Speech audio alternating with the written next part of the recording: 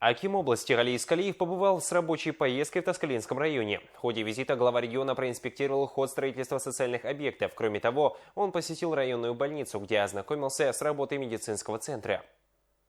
В районе зарегистрировано 78 человек, зараженных коронавирусной инфекцией, 19 человек выздоровели, состояние 3 человек тяжелое. На днях Управлением здравоохранения области завезено 2 концентратора. Кроме того, 3 аппарата приобрели спонсоры. В ближайшее время будет поставлено еще 5 аппаратов. В районе не хватает лекарственных препаратов. На встрече с коллективом больницы глава региона отметил, что в ближайшее время эта проблема будет решена. Также аким области посетил районный филиал акционерного общества «Талап», встретился с сотрудниками аптеки, проверили цены на медицинские препараты. Здесь лекарства завозятся каждый четверг, но они быстро заканчиваются.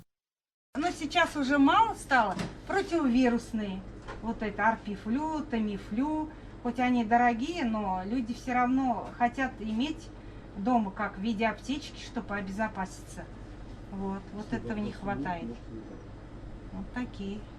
Затем глава региона ознакомился с ходом реализации программы «Дорожная карта занятости». В рамках нее в этом году в районе запланировано 15 проектов. Создано 205 новых рабочих мест, устроено на работу 106 человек. Также Галий Искалиев проинспектировал ход работ по капитальному ремонту школ в районном центре и селе Ахтау.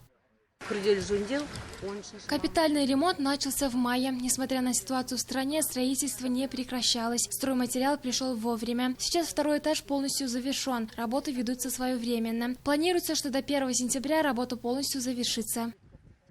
Глава региона посетил амбулаторию Актауского сельского округа. Она была построена в 1990 году. Ранее в здании были устаревшие двери и окна. После капитального ремонта здесь улучшится оказание медицинских услуг населению. Мы рады, что в амбулатории провели ремонт. Раньше здание было холодным, люди все довольны, теперь точно будет тепло. У нас была отремонтирована система отопления.